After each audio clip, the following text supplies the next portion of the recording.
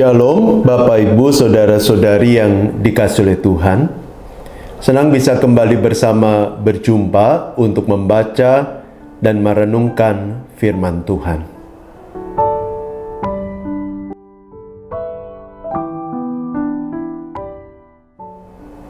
Mari kita bersama berdoa, memohon pimpinan Tuhan untuk mengerti dan melakukan firman-Nya dalam kehidupan kita. Tuhan Yesus, terima kasih untuk anugerah demi anugerah yang Tuhan karuniakan dalam hidup kami. Termasuk kesempatan pada saat ini untuk boleh bersama membaca dan merenungkan kebenaran firman Tuhan. Kami percaya Roh Kudus ada bersama dengan kami, berkarya di dalam hati dan hidup kami, menolong kami untuk dapat mengerti, memahami, dan melakukan kehendak Tuhan dalam kehidupan kami. Karena itu kami menenangkan diri, membuka hati dan pikiran kami, dan memohon Bapa, berfirmanlah kepada kami. Di dalam nama Tuhan Yesus kami sudah berdoa. Amin.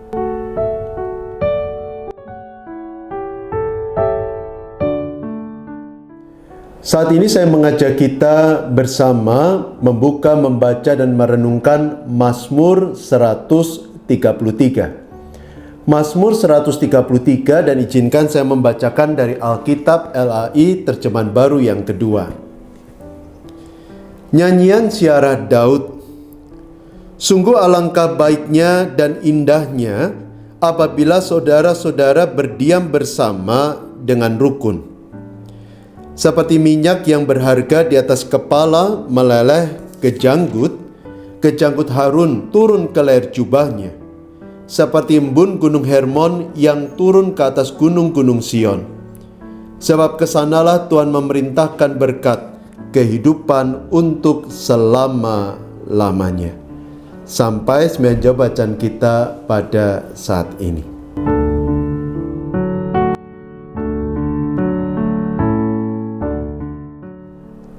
Bapak Ibu Saudara-saudari yang kasih oleh Tuhan, seorang legenda dunia basket bernama Michael Jordan, dia pernah mengucapkan satu kalimat yang menarik demikian. Talenta memampukan kita untuk memenangkan sejumlah pertandingan. Tetapi kerjasama dan kecerdasan memampukan kita memenangkan kejuaraan. Talenta memampukan kita untuk memenangkan sejumlah pertandingan.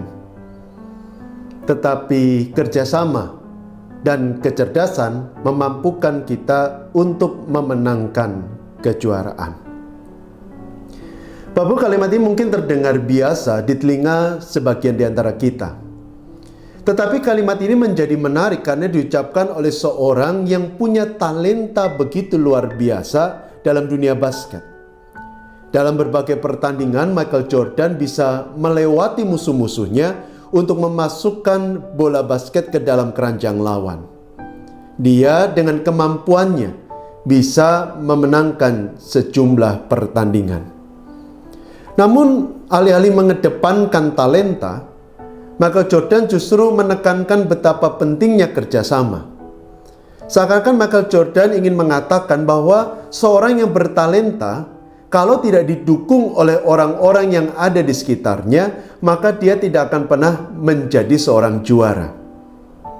Ketika seorang punya talenta yang besar, tetapi tidak mampu bekerja sama dengan baik, tidak mampu menghargai kehadiran dan bantuan dari orang lain, dan enggan untuk mengulurkan tangan menolong orang lain, maka dia tidak akan pernah menjadi seorang pemenang. Dia hanya akan berakhir sebagai seorang pecundang.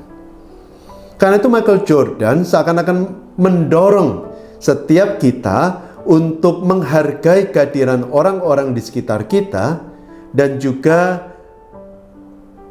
mengulurkan tangan untuk menolong orang-orang di sekitar kita.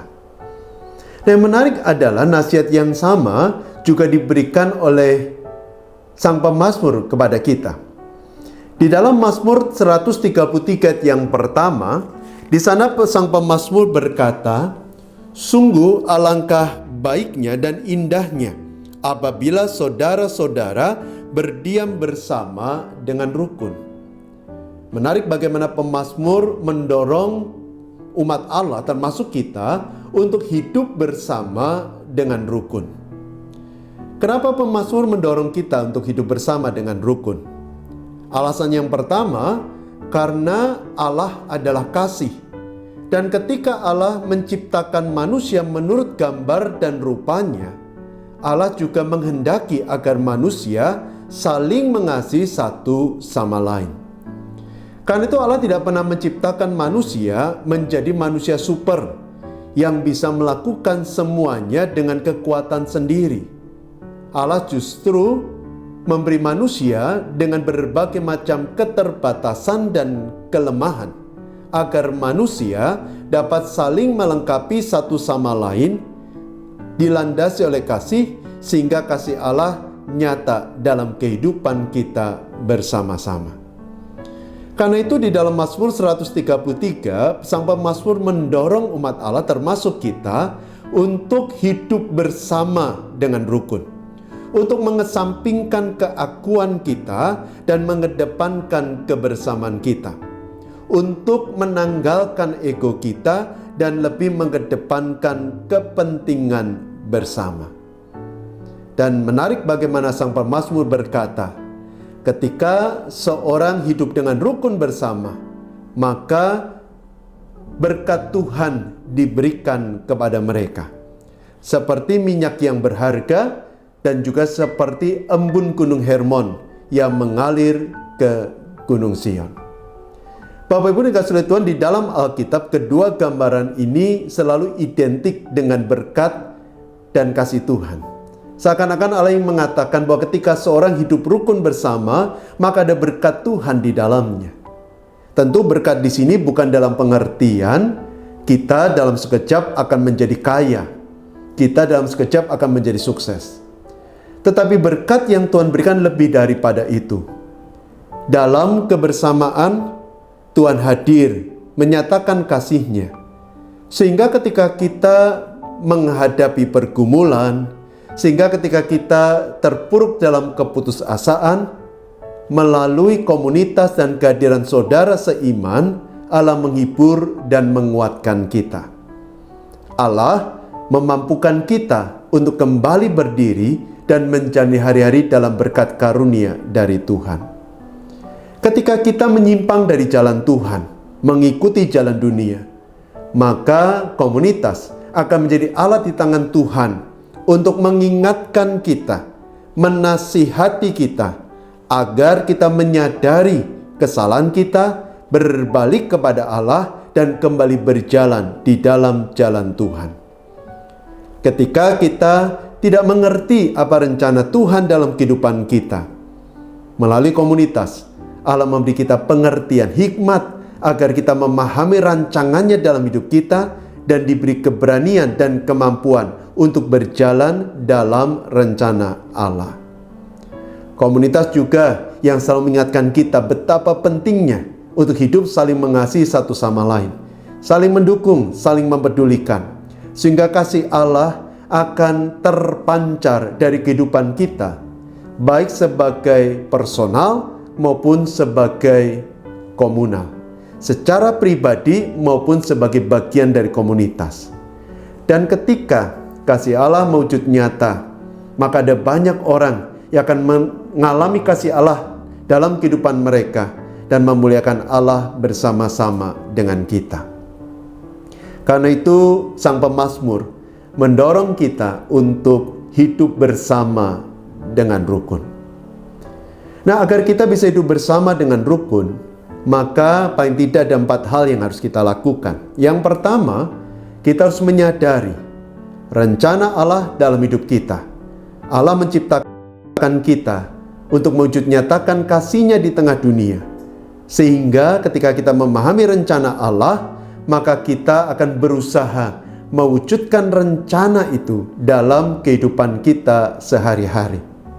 Dan ini akan membawa kita pada hal yang kedua, yaitu mewujud nyatakan kasih Allah dalam perkataan dan perbuatan kita. Sehingga kasih bukan hanya menjadi sebuah retorika belaka, tetapi sungguh menjadi sebuah perwujudan nyata dari kehadiran Allah dalam kehidupan kita. Ketika kita mengasihi, maka yang ketiga, kita perlu belajar untuk menanggalkan keakuan kita dan mengedepankan kebersamaan. Menanggalkan ego kita, kecenderungan hanya untuk memikirkan kebahagiaan kita pribadi, dan lebih mengedepankan kepentingan bersama dan kebahagiaan bersama-sama. Dan yang keempat, kita harus melakukannya dengan hati yang tulus. Mengasihi bukan karena ingin dikasihi, peduli bukan karena ingin dipedulikan, tetapi kita mengasihi karena Allah sudah mengasihi kita. Kita peduli karena Allah sudah mempedulikan diri kita. Niscaya dengan demikian, maka kasih Allah akan mewujud nyata dalam kehidupan kita, dirasakan oleh orang-orang di sekitar kita, dan nama Tuhan dipermuliakan dalam kehidupan kita. Amin.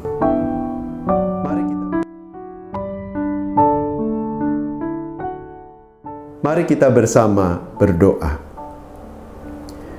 Tuhan, terima kasih untuk firman yang boleh kami renungkan bersama pada saat ini, dan mampukan kami untuk hidup bersama di dalam kasih, untuk mewujud nyatakan kasih Allah dalam kehidupan kami bersama, sehingga kami merasakan kehadiran dan kasih Allah dalam hidup kami, dan melalui kehidupan kami, kehadiran dan kasih Allah pun dirasakan oleh orang-orang di sekitar kami.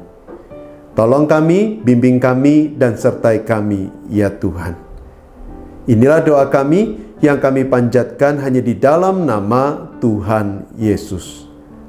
Amin. Tuhan memberkati.